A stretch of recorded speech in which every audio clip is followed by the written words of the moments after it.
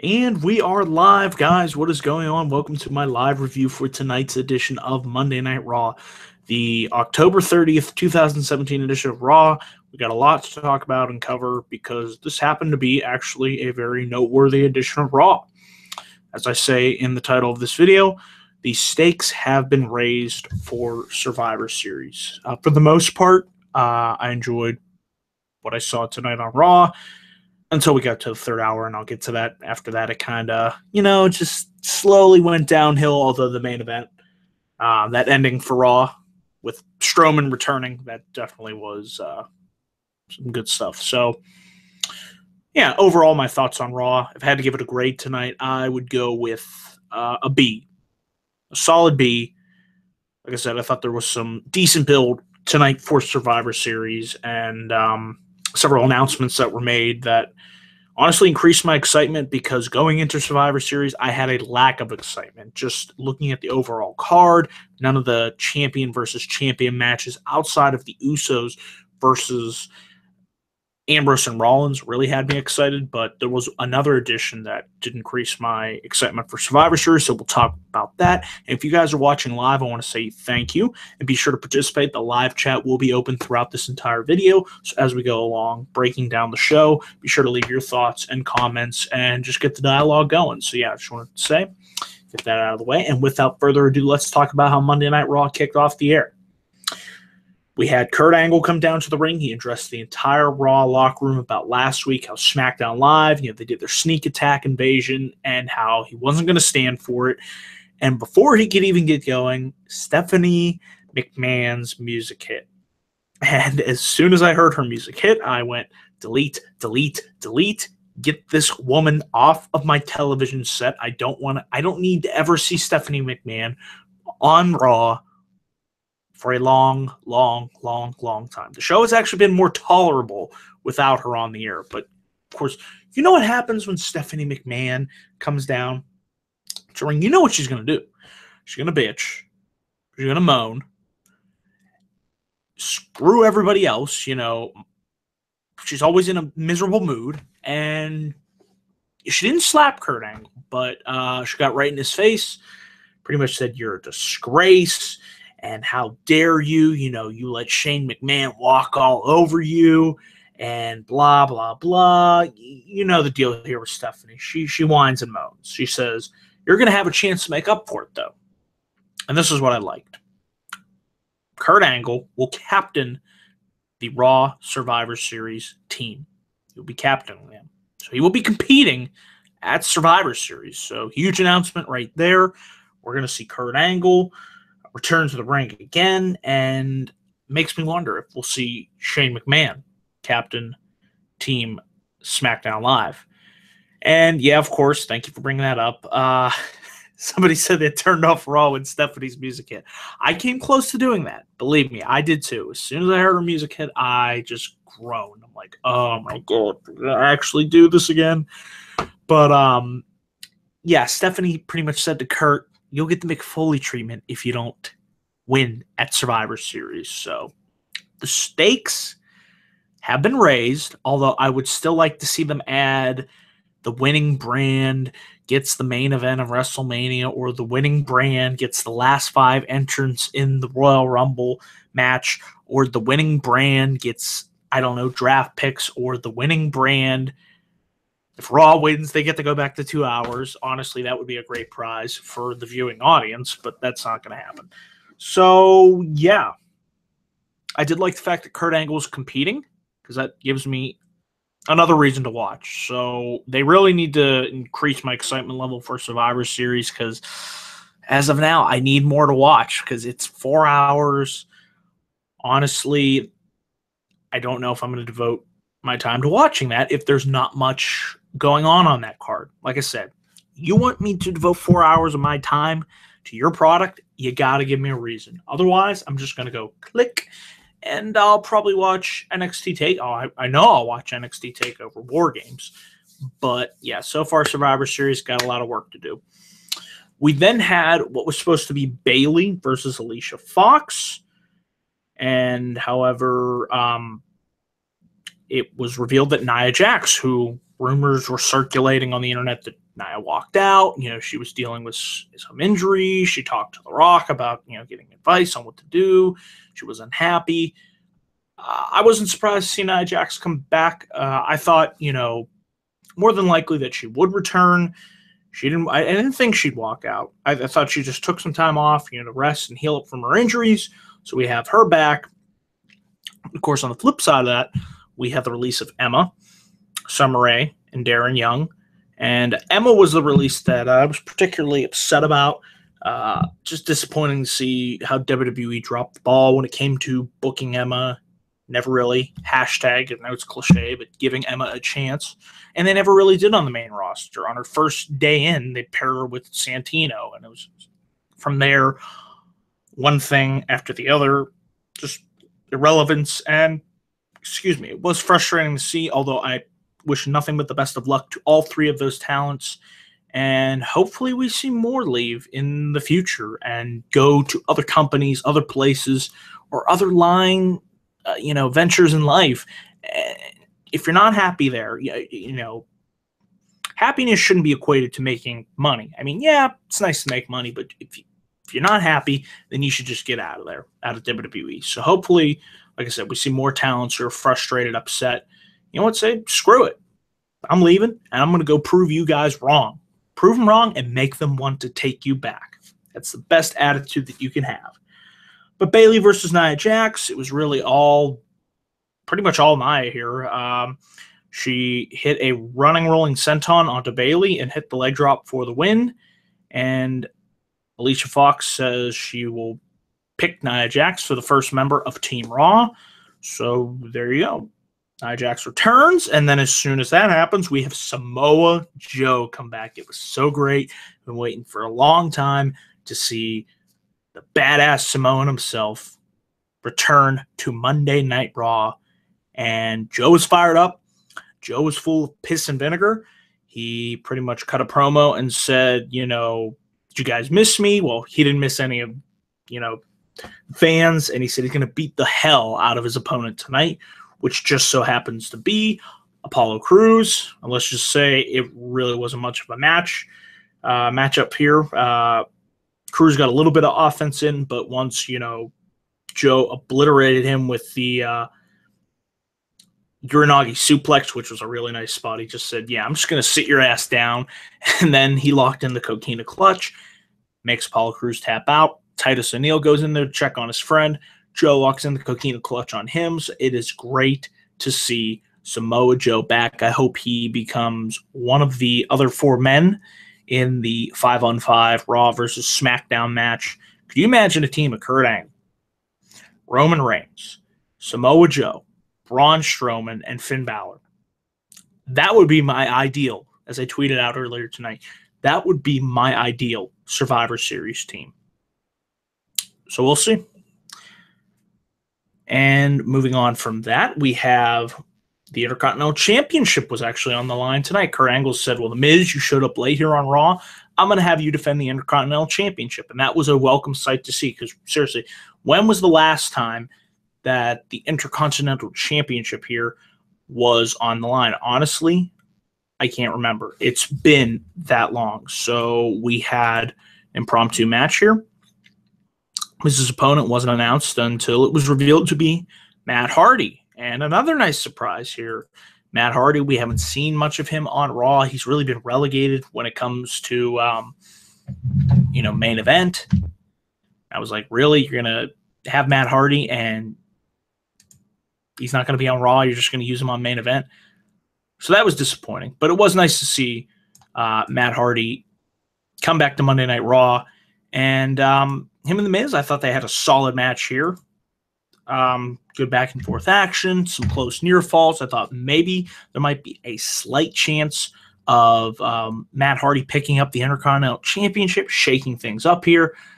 But Matt Hardy wasn't successful. The Miz was able to hit the skull-crushing finale on Matt Hardy, of course. And we also have to make note that Bo Dallas, Bo Leave. You always got to Bo Leave. Bo Leave every single day of your life that you can do anything.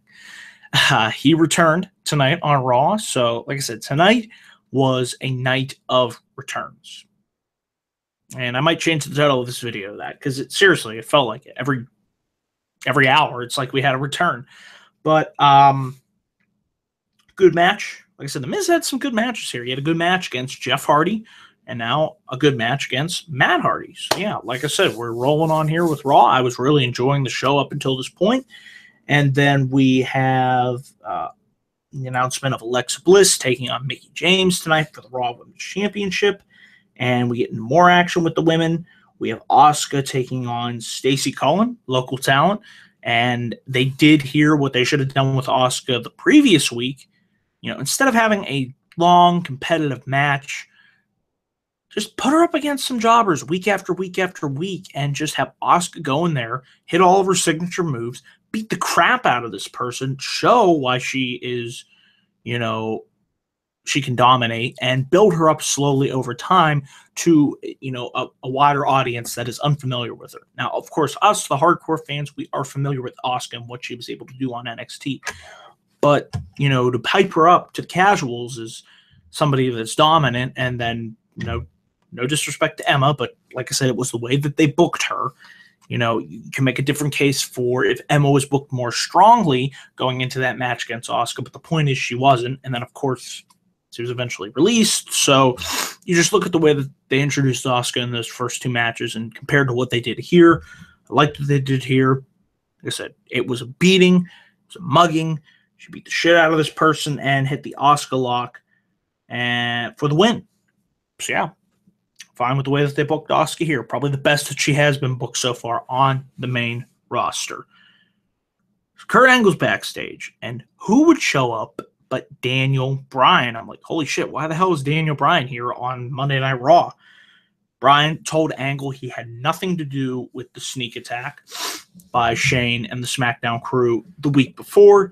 And Bryan says to Angle, Shane doesn't even know that I'm here. And he says that Angle gets flustered at him. He said, if I kicked you out of here, the Raw Superstars would eat you alive. And Angle tells Bryan to tell Shane that Angle will be bringing his gold medals to Survivor Series. Angle leaves, and then after we come back from commercial break, the lights go out, and then Kane chokeslams Daniel Bryan, and they stretcher him out. So kind of going back to the Kane, that god-awful Kane Daniel Bryan feud from 2014, I had horrible flashbacks of one of the worst segments in Monday Night Raw history. If we're going to talk about 25 years of Raw, I hope to God they don't talk about, I know you guys remember this, when Kane attacked Daniel Bryan and Brie Bella in the car.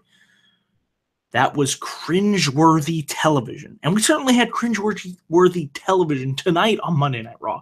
Because every week there's always one or two or three or four, or sometimes the whole show is just cringeworthiness. So we'll get into the cringeworthiness, if I could say it, on the show later on in the review. But so far, so good. We had Finn Balor versus Cesaro. Solid 10-minute match here. Probably the best match tonight on this show. I could have easily watched these two go another 10 minutes. And honestly, that would have been the best thing, because it would have spared us from Seth Rollins versus Kane after this. But just some nice in-ring action here from Cesaro and Balor. What can I say? Cesaro really is just so talented. And every time he goes into that ring, he makes the most of his opportunities. Of course, you have the distraction from Sheamus onto the outside. Balor was able to hit the sling blade on to Cesaro. Balor kicked Sheamus in the back of the head. He had a back body drop Cesaro over the top rope. And then Cesaro rolled back into the ring. And as Cesaro was kneeling down, Balor went for the double foot stomp to the back of the neck of Cesaro.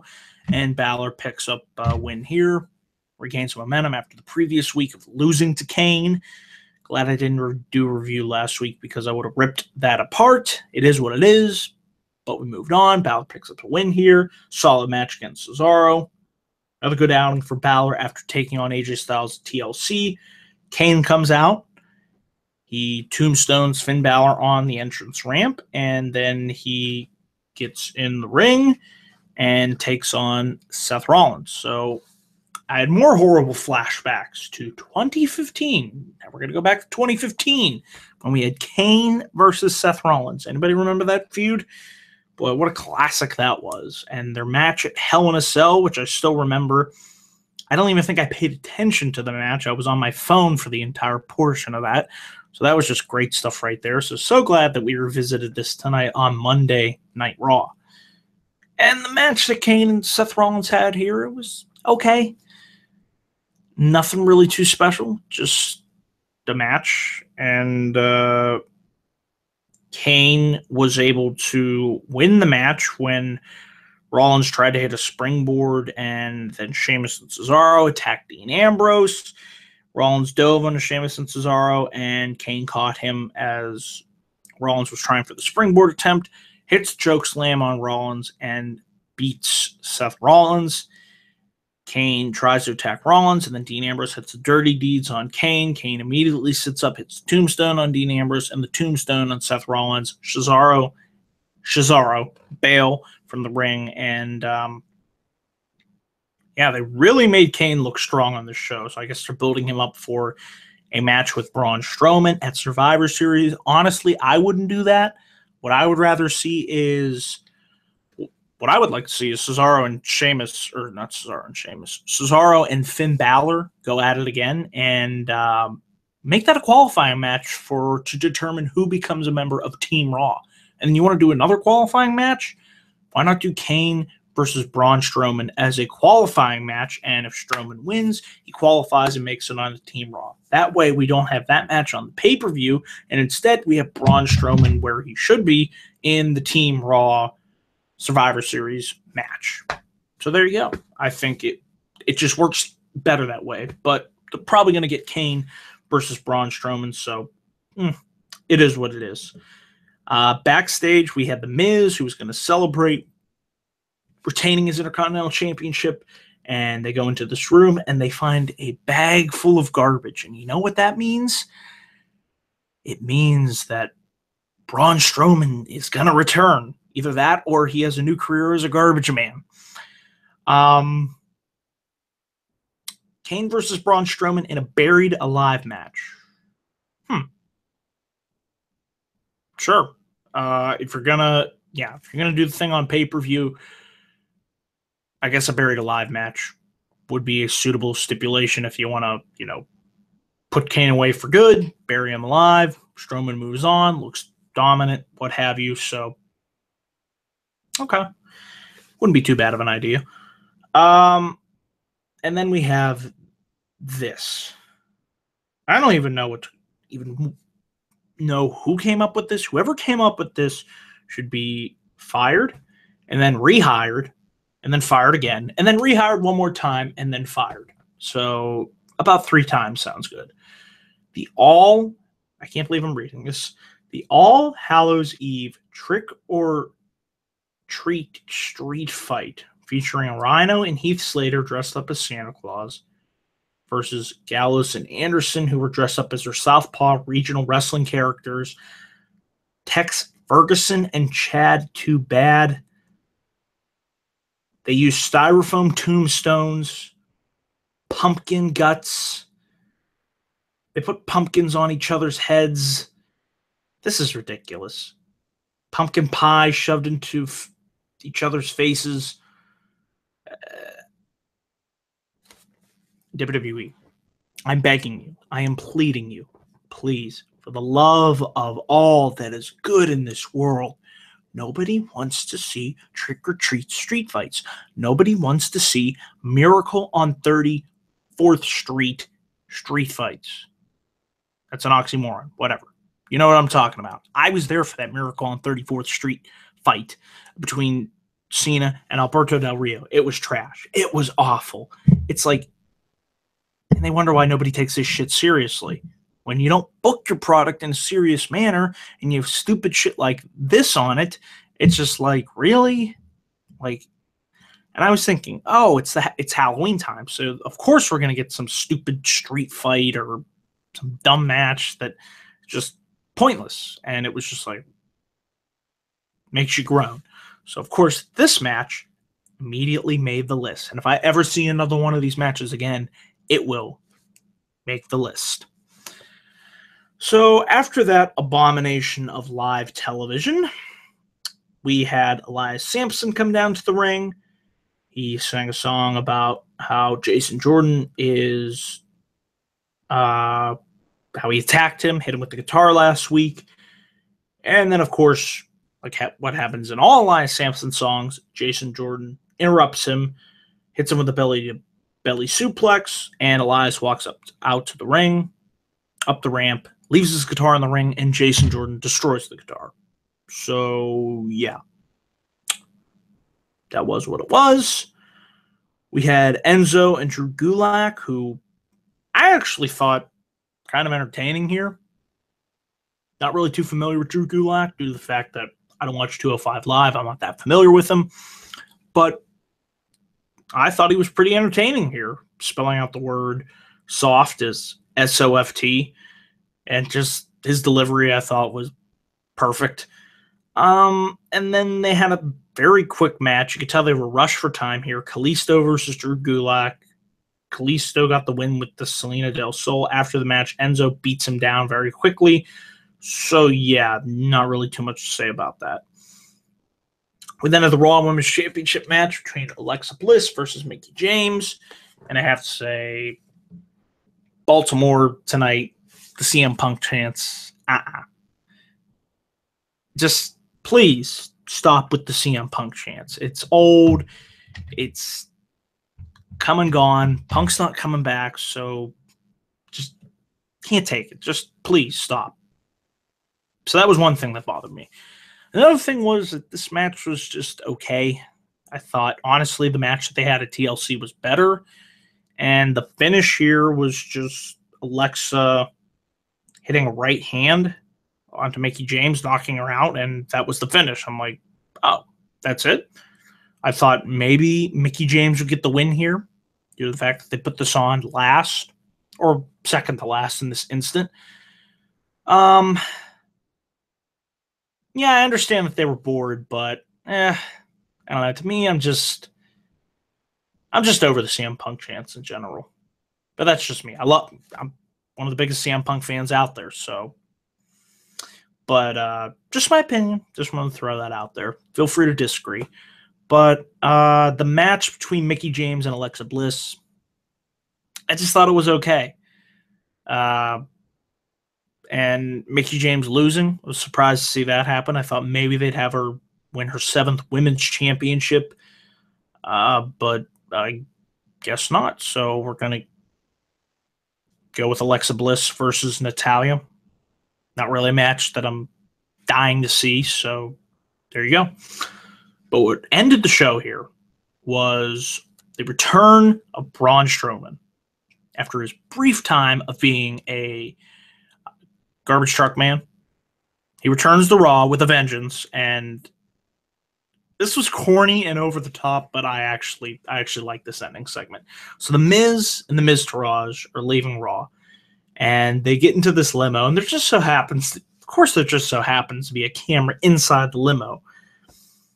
And as they're leaving, a garbage truck opens, and they have a camera conveniently positioned looking at the garbage truck. And it opens up, and who would be there but, of course, Braun Strowman. Braun Strowman makes his return to Monday Night Raw. He literally chases the Miztourage out to the entrance ramp and proceeds to beat the shit out of the Miz.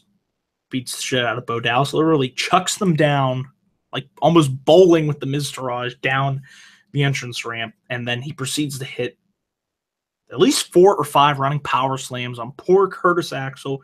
He carries him up to the ring, up to the stage, and hits a running power slam on Curtis Axel. And Strowman is back with a vengeance after 1 week of being away. He looks strong and dominant and what have you. So it's great to see Braun back. Like I said, overall, I did enjoy this episode of Raw. For the most part, like I said, there was some stuff on here that was just flat out bad. But for me, there was more good than bad. So That's the reason I'm giving this show a B tonight. I'm giving Raw a B. So we will see what happens tomorrow on SmackDown. We have Kevin Owens versus Shinsuke Nakamura. That should be good. And Bobby Roode versus Dolph Ziggler in a 2 out of 3 falls match. So might do a review for SmackDown Live. Just depends on what I have going on. So I'll keep you posted on that. But guys, I want to say that is it for this live Raw review. I want to say thank you all for watching and participating in the live chat. C+, and be sure to leave your grades down below once this video is uploaded.